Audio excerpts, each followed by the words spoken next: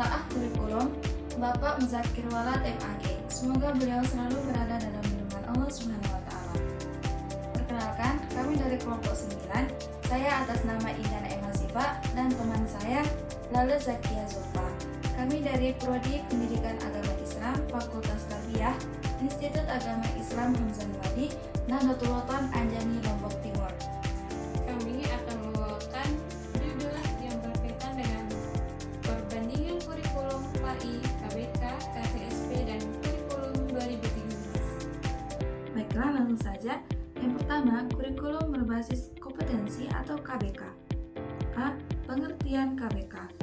KBK adalah konsep kurikulum yang menekankan pengembangan kemampuan melakukan tugas-tugas dengan standar performansi tertentu, sehingga hasilnya dapat dirasakan oleh peserta didik, berupa penguasaan terhadap seperangkat kompetensi tertentu.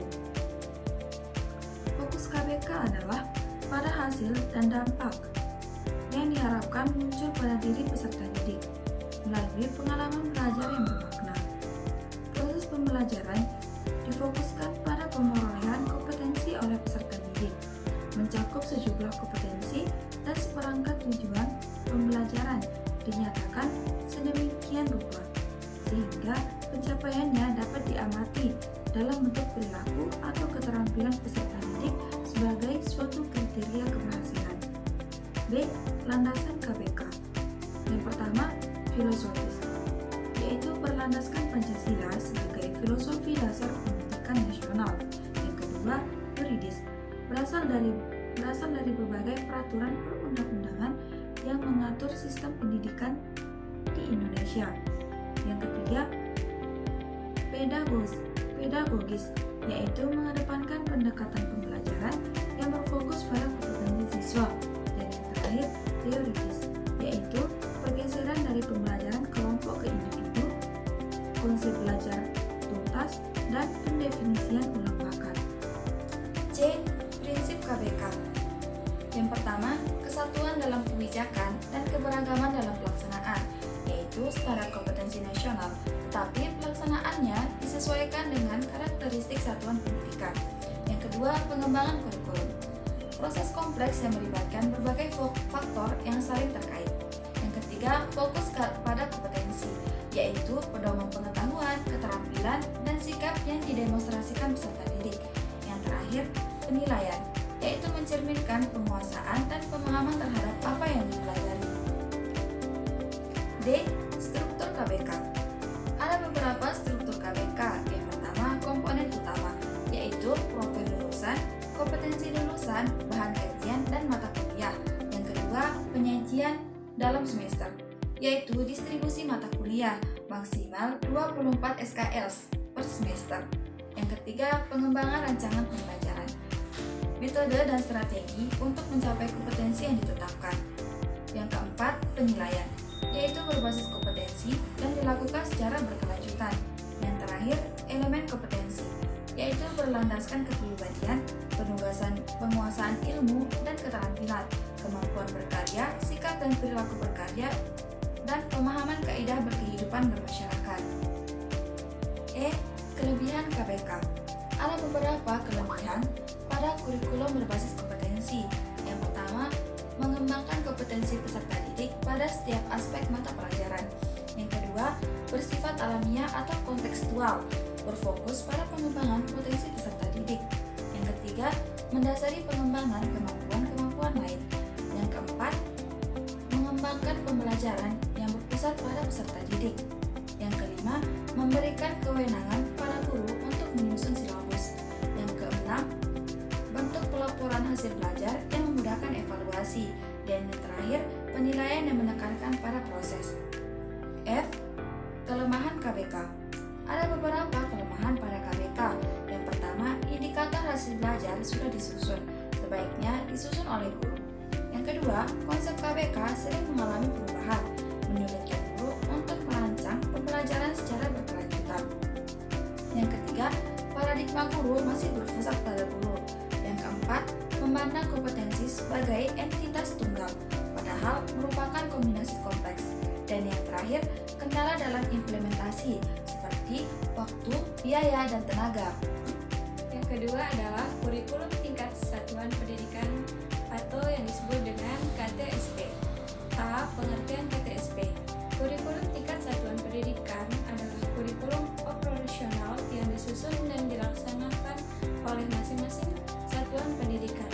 KTSP dikembangkan oleh setiap kelompok atau satuan pendidikan dan komite sekolah atau madrasah di bawah koordinasi dan supervisi Dinas Pendidikan atau kantor Kementerian Agama, kabupaten atau kota untuk pendidikan dasar, pendidikan menengah, dan pendidikan khusus.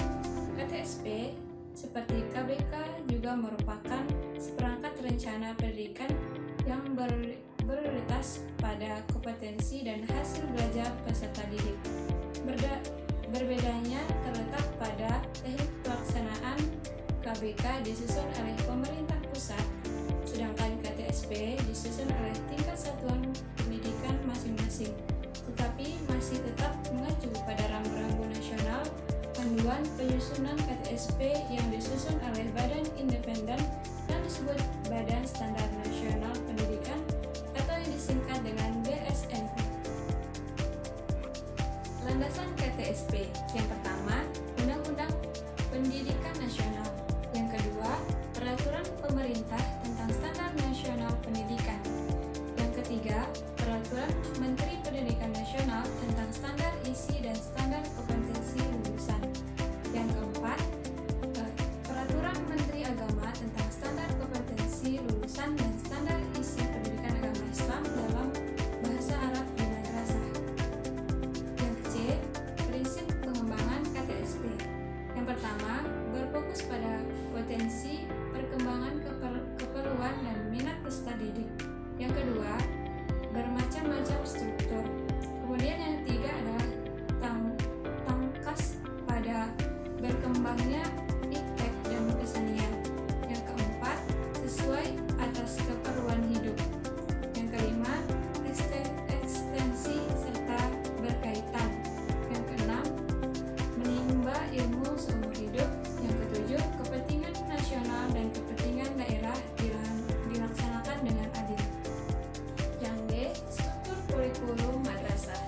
Berdasarkan Peraturan Menteri Agama Nomor 2 Tahun 2008, struktur kurikulum madrasah dijelaskan dari peraturan yang ada yang telah dikeluarkan oleh Peraturan Menteri Pendidikan tentang KTSP sangat berbeda dari segi strukturnya untuk mata pelajaran pendidikan agama Islam yang terdiri dari Quran Hadis, Akidah Akhlak, Fikih, SKI, dan Bahasa Arab.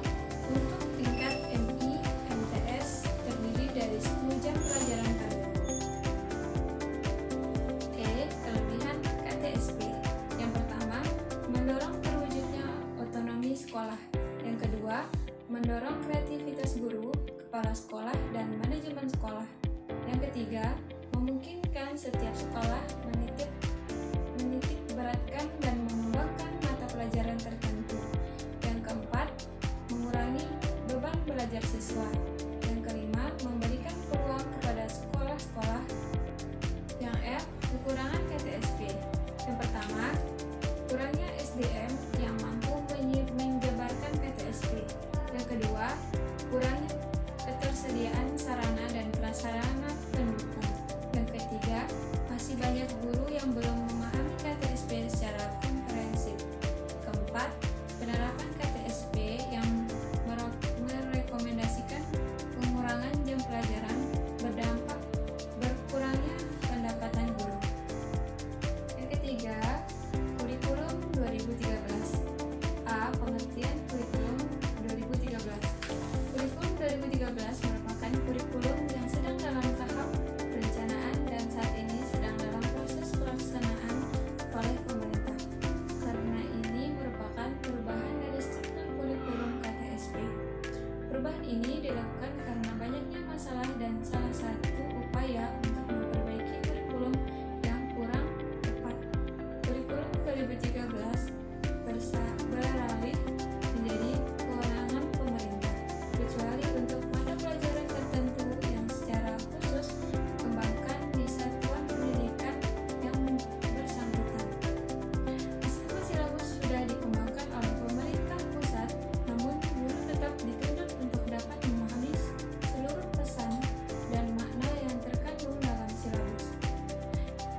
terutama untuk kepentingan dan makna yang terkandung dalam silabus, terutama untuk kepentingan operasional pembelajaran. Oleh karena itu, kajian silabus tampak menjadi penting baik dilakukan secara mandiri maupun kelompok, sehingga diharapkan para guru dapat memperoleh perspektif yang lebih tajam untuk dan komprehensif dalam memahami seluruh isi silabus yang telah disiapkan tersebut. Adapun susunan rencana pelaksanaan pembelajaran atau RPP masih merupakan kewenangan guru yang bersangkutan, yaitu dengan berusaha mengembangkan dari buku babon termasuk silabus yang telah disiapkan pemerintah. B. Landasan Kurikulum 2013. Undang-Undang Dasar yang pertama adalah Undang-Undang Dasar Negara Republik Indonesia tahun 1945. Yang kedua, Undang-Undang RI Nomor 20 Tahun 2003 tentang Sistem Pendidikan Nasional. Yang ketiga, Undang-Undang RI Nomor 17 Tahun 2005 tentang Rencana Pembangunan Jenjang Panjang Nasional. Yang keempat, Peraturan Pemerintah RI Nomor 19 Tahun 2005 tentang Standar Nasional Pendidikan. Yang kelima, Keputusan Menteri Agama Republik Indonesia Nomor 165 tentang Standar Kompetensi Lulusan dan Standar Pendidikan Agama Islam dan Bahasa Arab di Madrasah. C. Prinsip perkembangan kurikulum 2013. Yang pertama, perkembangannya kurikulum dilaksanakan sesuai dengan standar nasional pendidikan. Yang kedua, kurikulum untuk seluruh tingkatan dan ragam pendidikan dikembangkan berdasarkan asas keserbagunaan. Yang ketiga, kompetensi inti dijelaskan sebagai kompetensi inti yang dikontekstualisasikan dalam pelajaran. Yang terakhir, kegiatan belajar mengajar dilaksanakan dengan aktif, berkreasi, bervariasi, menghibur, dan menguji adrenalin. D. Struktur kurikulum. Berdasarkan pada Keputusan Menteri Agama Republik Indonesia Nomor 165 tentang Standar Kompetensi Lulusan dan Standar Isi Pendidikan Agama Islam dan Bahasa Arab di Madrasah. E. Kelebihan kurikulum 2013. Ada beberapa kelebihan dalam kurikulum 2013. Yang pertama, lebih menekankan pada pendidikan karakter. Yang kedua, tidak ada perbedaan antara siswa. Yang ketiga, merangsang pendidikan siswa dari awal. Dan yang terakhir, kesiapan terletak pada guru. F. Kekurangan kurikulum 2013. Yang pertama, pemerintah seolah melihat semua guru dan siswa memiliki kapasitas yang sama. Yang kedua, guru tidak pernah dilibatkan langsung dalam proses pengembangan kurikulum. Yang ketiga, tidak ada keseimbangan antara orientasi proses pembelajaran dan hasil. Dan yang terakhir, mengintegrasikan mata pelajaran IPA dan IPS dalam mata pelajaran bahasa Indonesia tidak tepat.